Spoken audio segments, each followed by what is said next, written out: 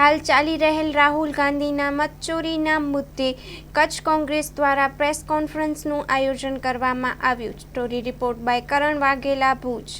અત્યારે અમારા નેતા રાહુલ ગાંધી જે રીતે આધારને પુરાવા સાથે અત્યારે વોટ ચોરી થઈ રહી છે અને લોકતંત્રની હત્યા થઈ રહી છે એમ કહીશ તો કાંઈ ખોટું નથી.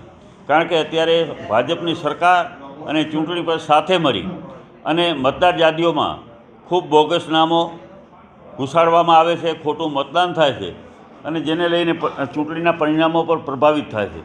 દાખલા તરીકે હરિયાણા અને મહારાષ્ટ્રમાં કોઈ એવું સર્વે નહોતા કરતા, કોઈ ટીવી ચેનલવાળા પ્રિન્ટ મીડિયા હોય કે ઇલેક્ટ્રિક મીડિયા હોય, કે ત્યાં કોંગ્રેસની સરકાર બનવા જઈ રહી છે અને એનાથી પરિણામો ઉલટા આવ્યા.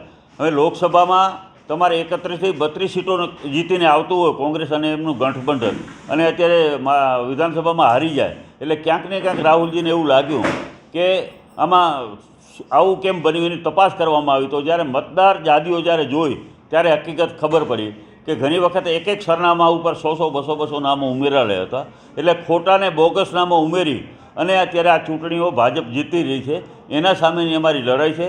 એના ભાગરૂપે આજે અમે આપણા કચ્છ જિલ્લામાં પણ આજે અમે પ્રેસ એટલા માટે કરી કે કચ્છ જિલ્લામાં પણ એકંદરે 1 લાખથી વધારે મતદારો બોગસ છે, ડબલ નામવાળા છે અને ખાસ કરીને એમાં શહેરી વિસ્તારોમાં, અને એના અમે પુરાવા આપ્યા. કે દાખલા તરીકે સમાઘોઘા અહીંયા કંઈ જિંદાલ કંપની છે, ત્યાં 1100 થી 1200 મતદારો સમાઘોઘા પંચાયતમાં નોંધાયેલા છે. હવે એ મતદારો બધા બહારના રાજ્યોના છે તો ત્યાં એમના વતનમાં એ નોંધાયેલા નહીં હોય. તમારે 40-50 વર્ષની ઉંમરના લોકો અહીં આવી અને અહીંયા નામો ઉમેરાવ્યા. હવે ચૂંટણી પંચના નિયમ મુજબ 6 નંબરનું ફોર્મ એ નવા મતદારને દાખલ કરવા માટેનું છે, પરંતુ એ તો જ્યારે 18-19 વર્ષની હોય એના માટેનું છે. પણ જે આટલી મોટી ઉંમરના જ્યારે એના દાખલ નામ કરતા હોય ત્યારે એમની પાસેથી આધાર કે પુરાવો ચૂંટણી પંચે નહીં માગવો જોઈએ.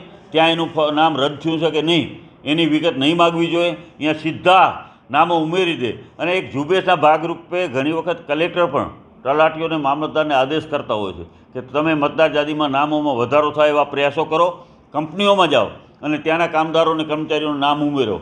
હવે વિચાર કરો, એ તો બધા પર પ્રાંતના લોકો છે, બીજા રાજ્યનો છે, એમના વતનમાં એમના નામ હોય જ. તો આ બધી અમે મુદ્દાઓ લઈને આજે આધાર પુરાવા સાથે કે 4 વોર્ડ ઉપર જે સમાઘોઘામાં જિંદાલ કંપની છે એના અત્યારે સભ્યો ચૂંટાયેલા છે અને એ ધારે એ સરપંચ બને.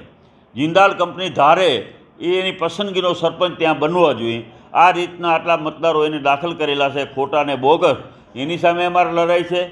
ગરપાધરમાં દાખલા તરીકે BSF હતા એમના જવાનો, એના 800 થી 1000 નામો ગરપાધરમાં નોંધાયેલ છે.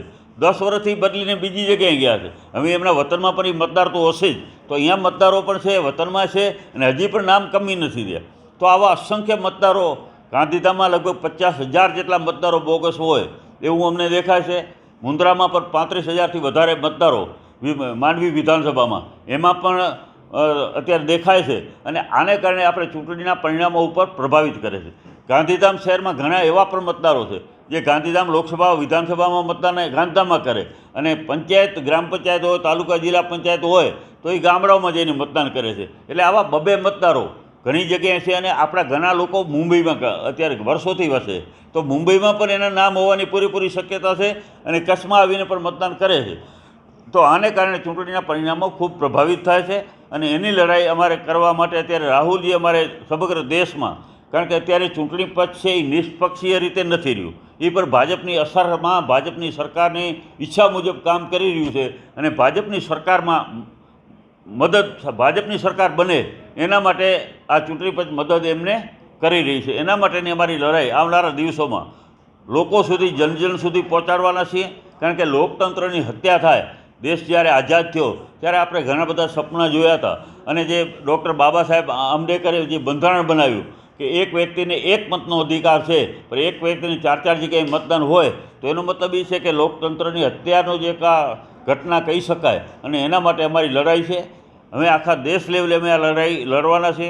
આવતીકાલે સમગ્ર ગુજરાતના તમામ જિલ્લાઓમાં મશાલ રેલીનું પણ આયોજન કર્યું છે અને એક લોકોને અમે જાગૃત કરશું, લોકોના ઘર સુધી જઈ. અને સાચી વાત છે, દેશની જે પરિસ્થિતિ છે કે દેશમાં લોકતંત્રની હત્યા થઈ રહી છે, લોકતંત્ર બચાવવું હશે તો એક સાચા મતદારો દરેક મતદાર યાદીમાં હોય, ખોટા નામો હોય, બધા નીકળવા જોઈએ. અને જે ડિજિટલની વાતો કરે છે દેશના પ્રધાનમંત્રી, તો ડિજિટલ મતદાર યાદી ચૂંટણી પંચની વેબસાઇટ ઉપરથી હટાવી દેવામાં આવી છે કે લોકો જોશે, આ બધે લોકોનો ઉહોપા થશે, લોકોમાં રોષ ફેલાશે, એટલા માટે યાદી એને હટાવી દીધી. તો અમે કહેવા માગીએ છીએ ચૂંટણી પંચને કે તમે ડિજિટલ યાદી જાહેર કરો, વેબસાઇટ ઉપર મૂકો, જેથી અમે જોઈ શકીએ એક એક પ્રિન્ટ અમે બધી વસ્તુ ક્યારે જોઈ શકીએ. જો અત્યારે તો ટેકનોલોજીનો યુગ છે.